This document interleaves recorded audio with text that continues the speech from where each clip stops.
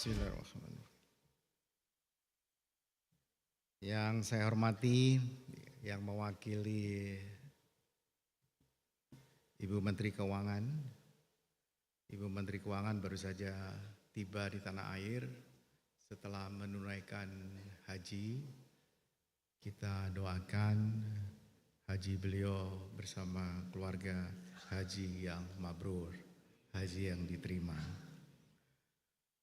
Yang mewakili Menteri Dalam Negeri, karena tadi beliau diundang oleh rapat internal di Istana. Yang mewakili Menteri Menko PMK, beliau berjanji mau hadir, tapi mungkin ada satu hal dan lain. Menteri Tenaga Kerja, yang saya hormati Menko Perekonomian yang nanti akan menyampaikan secara daring. Yang saya hormati PLT Kepala Badan Pusat Statistik. Yang saya hormati Wakil Duta Besar Australia untuk Indonesia. Berjumpa lagi Ibu, berjumpa dari Sorong dan sekarang di Jakarta. Yang saya hormati Direktur Utama BPJS Ketenagakerjaan, para Eselon 1, Pak Sekjen, para Dirjen di Kementerian Keuangan Republik Indonesia, para Gubernur, Pak Rusdi, terima kasih telah hadir, dan yang mewakili Wali Kota dan Bupati, serta para pejabat tinggi dan hadirin hadirat yang hadir pada pagi hari ini. Assalamualaikum warahmatullahi wabarakatuh. Shalom, salam sejahtera untuk kita semua. Om Swastiastu, Namo Buddhaya, salam kebajikan. Pertama, saya ingin mengajak kita semua menaikkan rasa syukur kita kehadirat Tuhan Yang Maha Kuasa, Allah Subhanahu wa Ta'ala, sehingga kita bisa hadir pada acara hari ini, peluncuran kolaborasi pemanfaatan sistem registrasi sosial ekonomi dalam rangka Visi Indonesia Emas 2045. Dan kegiatan ini merupakan kolaborasi bersama untuk mendukung penyusunan perencanaan dan penganggaran yang berbasis data yang valid dan akurat. Hadirin yang saya hormati, dalam berbagai kesempatan Bapak Presiden telah memberikan pengarahan terkait penyelenggaraan data Reksosek, registrasi sosial ekonomi. Beliau menyampaikan bahwa pelaksanaan reformasi sistem pelindungan sosial diharapkan dapat memperbaiki basis data penerima manfaat atas belanja-belanja sosial yang dialokasikan di dalam APBN. Sehingga dengan data Reksosek ini mudah-mudahan kita segera dapat mengatasi kemiskinan ekstrim dan tentu kemiskinan pada umumnya. Arahan-arahan beliau itu kemudian ditindaklanjuti dengan beragam kebijakan, mulai dari pelaksanaan pendataan awal hingga kemudian pemanfaatannya pada hari ini. Saya juga dalam kesempatan yang baik ini ingin sharing saja terkait Indonesia Emas 2045. Seperti kita ketahui bahwa kita tahun ini akan mengakhiri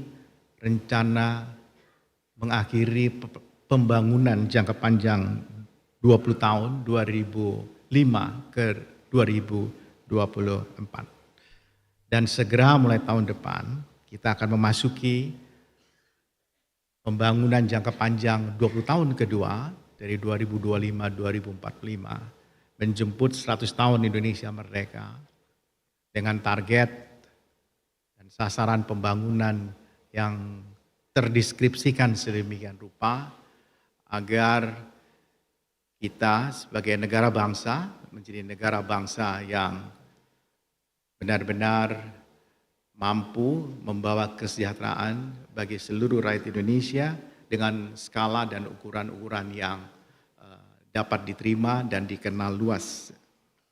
Salah satunya adalah kita ingin menjadi negara yang graduasi, yang lolos, yang lulus dari pendapatan negara pendapatan tingkat menengah yang sudah hampir 40 tahun kita emban. Dan mudah-mudahan kita akan memulainya lagi dengan 20 tahun yang akan datang ini akan jauh lebih cepat. Kalau kita hitung dari tahun 2000-an, memang sekarang kita masih di 20 tahunan, di 25 tahunan. Tetapi kalau kita hitung sejak kita pernah masuk di middle income pada tahun 90-an, maka kira-kira kita sudah mendekati 40 tahun. Cina hari ini juga sudah mendekati untuk graduate dari middle income trap. Pada tahun 2025 kita berharap GNI kita, gross national income kita bisa mencapai 5.500 sampai 5.520 per kapita. Dan tentu ini penting sebagai satu target, sebagai satu sasaran, dan karena biasanya kami dengan Kementerian Keuangan itu suka beda cara untuk melihat pertumbuhan ekonomi. Karena di Bappenas kami ditekankan untuk membuatnya itu menjadi sasaran pembangunan. Tapi bagi kepentingan Kementerian Keuangan, dan itu benar, karena Kementerian Keuangan adalah pemegang otoritas fiskal, menjadi penting revenue negara itu bagaimana ngitungnya. Maka harus ada asumsi yang bisa dipegang. Karena kalau revenue-nya mau naik, pasti asumsinya itu pertumbuhan ekonomi harus naik. Dan itu biasanya dikoreksi dengan inflasi, dan kemudian tentu kita banyak asumsi yang dimasukkan dalam perhitungan itu, termasuk sekarang ini nilai tukar sudah naik Pak ya. Hari ini naik 16.370, 380. Ini mudah-mudahan ini Bank Indonesia akan merespon seperti apa, saya tidak tahu. Itu kalau suku bunganya dinaikkan, perhitungan kita mungkin akan berbeda.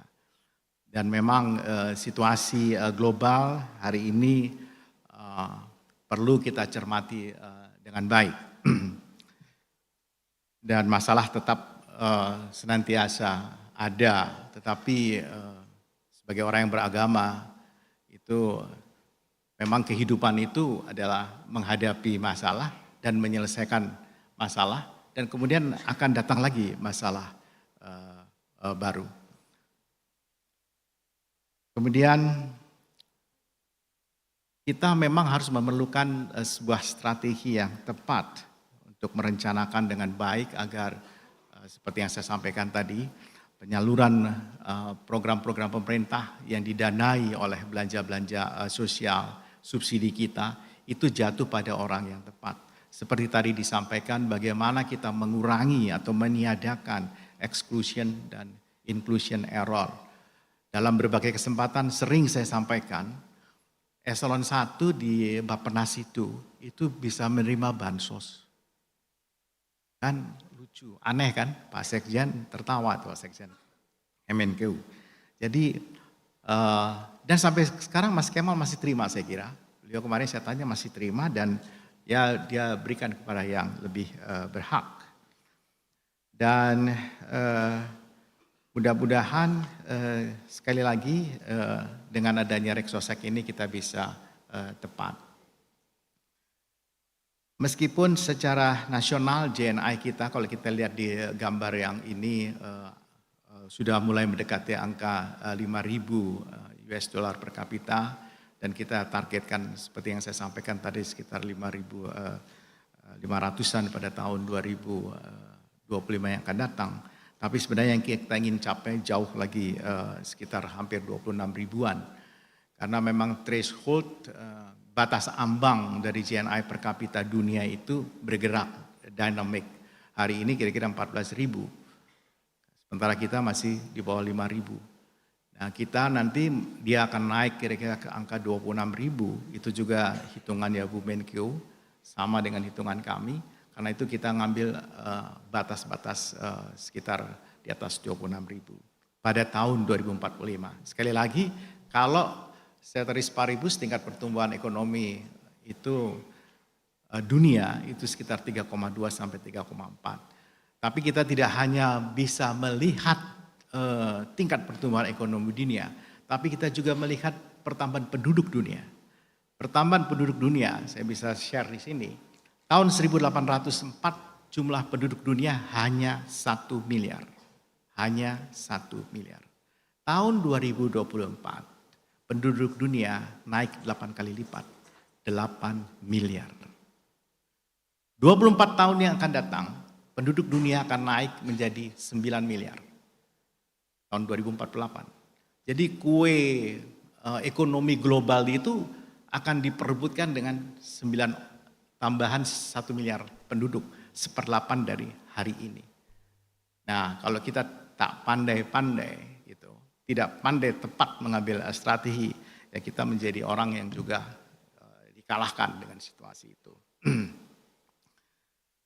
Secara nasional JNI per kapita tadi naik, tetapi kalau kita lihat next, itu ada 40 juta pekerja, ya, dari kelompok 40% terbawah memiliki upah hanya 5 juta rupiah. Dan keluarga ini itu jumlahnya itu banyak. Bisa-bisa 5 juta rupiah itu kalau dibagi habis ke 5 orang kira-kira 1 juta per bulan. Jadi kelompok ini yang sebenarnya menjadi KPM. Jadi bapak-bapak dan ibu-ibu, kalau kita lihat di kotak yang itu, sebenarnya kotak ini menjadi sasaran dari belanja sosial kita, sasaran dari subsidi kita. Pertanyaannya, by name, by address, di mana mereka? Siapa mereka? Itulah kenapa kita memerlukan Reksosek.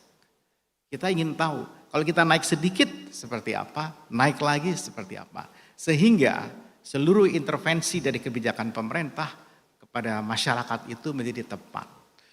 Itulah kami kemudian bersama Kementerian Keuangan, Kementerian Dalam Negeri, utamanya bertiga dan BPS pada waktu itu menginisiasi ini.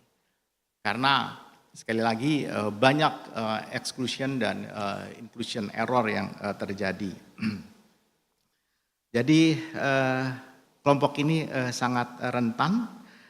Kalau kelompok yang 10% terdiri dari 10 juta orang dengan pendapatan di atas 23 juta, kita lihat di situ, dan keluarganya lebih sedikit. Jadi lebih kaya, jumlah anggota household-nya itu, rumah tangganya itu bisa di bawah 3 orang. Dan sekali lagi program pemerintah ini harus menaikkan, mampu mendorong gitu. Kalau tidak ya eksistensi sebuah pemerintahan dipertanyakan. Nah, dan kita telah menyusun beragam banyak sekali pendekatan-pendekatan untuk melakukan bagaimana cara kita mengatasi itu.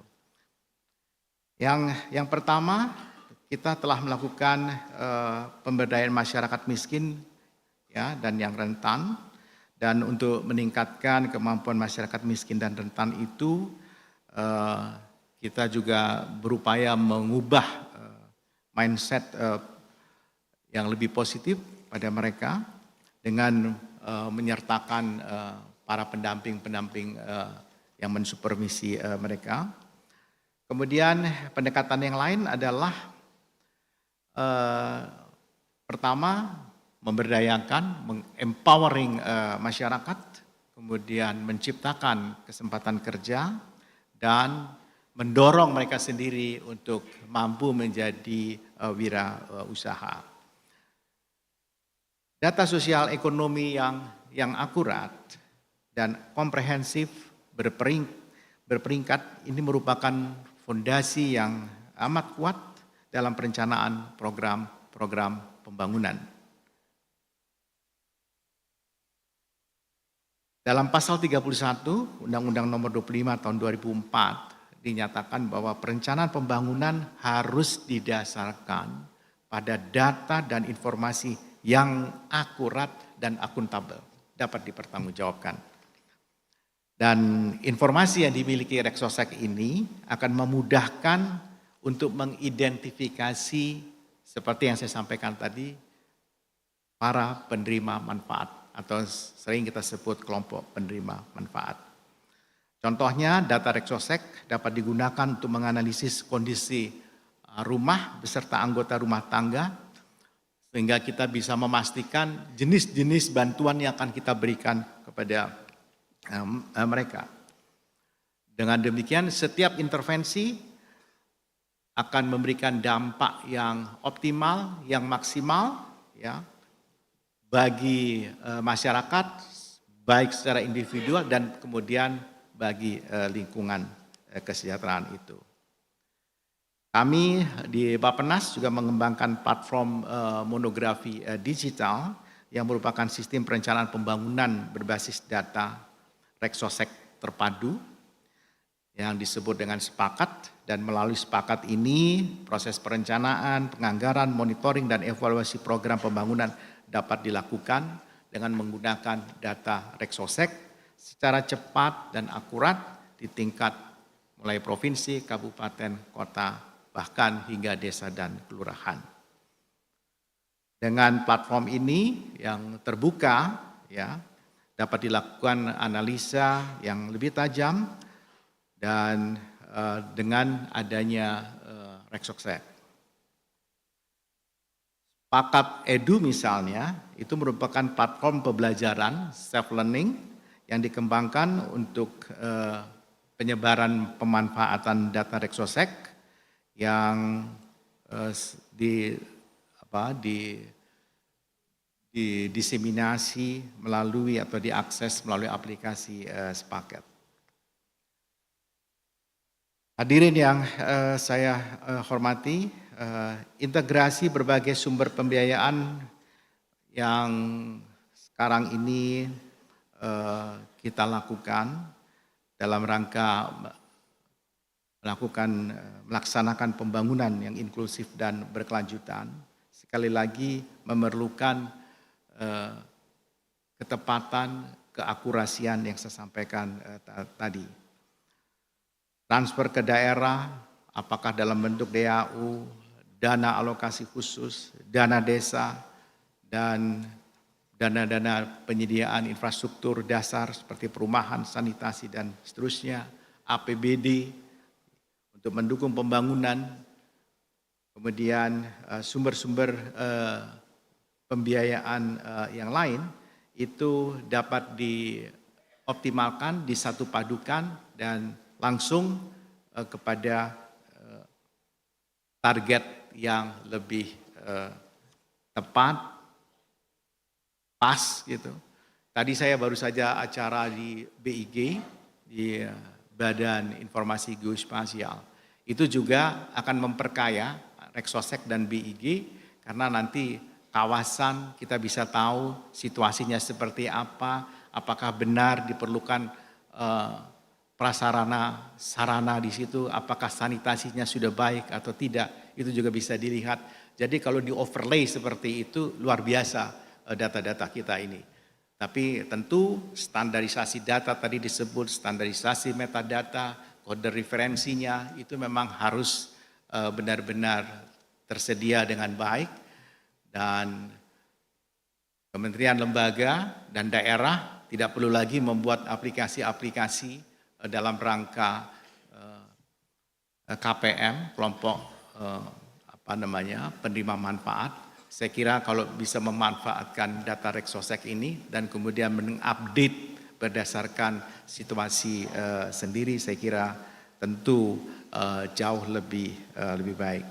Saya kira itu yang ingin saya sampaikan dalam kesempatan yang baik ini. Sekali lagi terima kasih kepada semua pihak yang telah berkolaborasi bersama-sama kami, Kementerian Keuangan, Bappenas, Kementerian Dalam Negeri, Kementerian Tenaga Kerja, dan Kementerian Koperasi,